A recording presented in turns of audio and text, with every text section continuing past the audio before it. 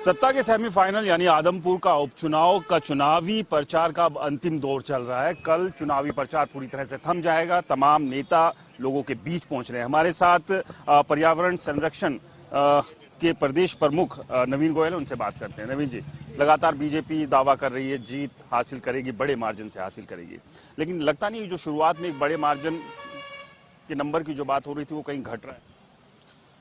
देखिए, सारी चीज़ों का रिपोर्ट कार्ड तो जनता देती है, लेकिन बिल्कुल ऐसी बात नहीं है। जिस तरीके से हम भी यहाँ पे काम कर रहे हैं, एक बहुत अच्छा मैंडेट भारतीय जनता पार्टी को मिलने जा रहा है और मैं मानता हूँ कि अब तो ये है कि कितनी बड़ी जीत होगी। मेरा जो आंकलन है, हम जिस तरीके से काम करते हैं, मतलब चौधरी भजनलाल जी को श्रद्धांजलि मान लीजिए, भारतीय जनता पार्टी की नीतियाँ मान लीजिए, माननीय मनोहर लाल जी का समान विकास की एक सोच मान लीजिए, पढ़े लिखे जो हमारे युवा हैं उनकी हमारे राज्य के अंदर भागीदारी की जो एक भाव है। अभी 2 दिन पहले माननीय मुख्यमंत्री जी ने युवाओं से संवाद भी किया और कल माननीय मुख्यमंत्री जी आदमपुर आ भी रहे हैं। आज डिप्टी सीएम साहब का प्रोग्राम था।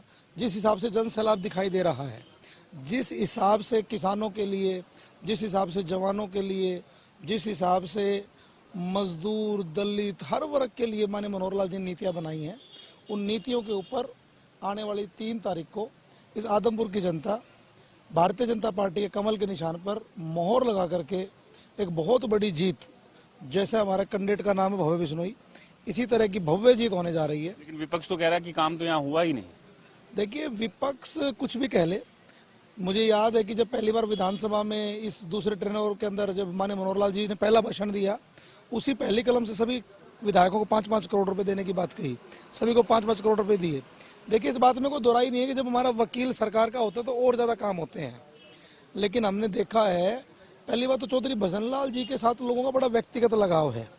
और अब देखिए, आज क्योंकि क्रेज़ है हमारे देश के अंदर माननीय प्रधानमंत्री मोदी जी का, आज क्रेज़ है माननीय मनोहर लाल जी का पूरे हरियाणा के अंदर, तो उसी कड़ी में जोड़ते हुए और एक युवा चेहरा है, क्योंकि आज युवाओं की ज़रूरत है और युवा जो है पढ़ा लिखा है, फॉरेन से पढ़ करके आया है, तो मुझे लग रहा है कि और डायनेमिक नीतियाँ भी बनाएगा और सभी बहुत अच्छा उत्साह है चुनाव को लेकर के।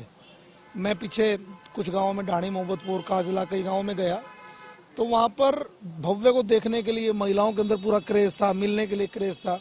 चुनाव का पता चल जाता है इस बात में। लेकिन दूसरे जो दलों के उम्मीदवार हैं वो भी काफी मजबूत हैं। जयप्रकाश बड़े अनुभवी हैं, सांसद रहे हैं, कैबिनेट में मंत्री रहे हैं, कुर्डा राम इनेलो से हैं, सत्येंद्र सिंह है, उन्होंने भी दावेदारी ठोकी हुई है और आम आदमी पार्टी की टिकट से चुनाव लड़ रहे हैं। और आम आदमी पार्टी जो है, जिस तरह से लगातार अगर देखें 2 स्टेट में चौंका देने वाले परिणाम दिए हैं, तो ऐसा नहीं लगता कि एक चुनौती तो है।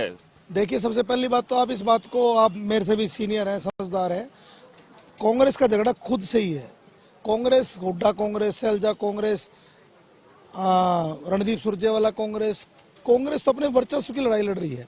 जिस कांग्रेस ने पूरी 8 साल के अंदर अपना संगठन तक प्रदेश में खड़ा नहीं किया, वो संगठन मैं मानता हूँ उनके बस कार्यकर्ता नहीं है।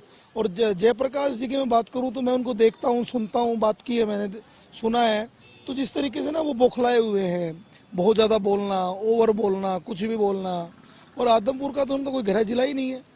आदमपुर तो एक कैंडिडेट ना मिलने के ऊपर, वो तो हुड्डा जी ने अपनी एक चॉइस का कैंडिडेट दे दिया कि एक जाति के वोट मेरे साथ जुड़ के रह जाएंगे, लाइक दैट, इस तरह की बात है। और अभी जो राष्ट्रीय अध्यक्ष इनके बने हैं खड़गे जी, तो इनके तो बाबू बेटों के नाम ही हटा दिए उसमें से। इस बात का भी चर्चा हो रहा है लोगों के अंदर। पहली बात तो ये कि इनके पास चाबी है कि नहीं कांग्रेस की, ये अभी तक इन खुद को ही नहीं पता इस बात का लेकर के। और आम आदमी पार्टी का देखिए, हरियाणा में कोई जनाधार नहीं है। आम आदमी पार्टी, जो उम्मीद लोगों ने पंजाब चुनाव के बाद की थी, ऐसा बिल्कुल भी नहीं हुआ। जिन वादों को लेकर के इतनी स्पष्ट मेजोरिटी पूरी पंजाब में आई थी, उसके तमाम थोड़े दिन के अंदर ही किसानों पर लाठीचार्ज करना, जो वादे किए थे उन वादों की खिलाफी करना, बहुत से ऐसे कहानियां हुई। आप देख रहे हैं दिल्ली के अंदर सिसोदिया जी का शराब कांड, इतने अलग अलग प्रोपगंडे, झूठी बातें। अब लोगों को पता चल गया झूठी बातों में लोग नहीं आने वाले हैं। और हरियाणा का सिस्टम तो बिल्कुल डिफरेंट है। हरियाणा में तो खणक चाहिए लोगों को अंदर, हरियाणा में फ्री का माल नहीं चाहिए। वहाँ पे दिल्ली और पंजाब में तो फ्री की बातें कर करके, मुफ्त बिजली, मुफ्त पानी। हरियाणा के लोग तो स्वावलंबी लोग हैं। तो 3 तारीख को तय होगा जब मतदाता अपने मत का इस्तेमाल करेंगे कि जीत किसको मिलेगी और हार किसको। लेकिन खैर तमाम जो पार्टी के नेता हैं उनका दावा है कि जीत उनकी होगी और बीजेपी लगातार शुरुआत से ये कर रही है कि जो जीत का मार्जिन है वो बड़ा होगा। कैमरामैन दिनेश के साथ राज वर्मा, इंडिया न्यूज।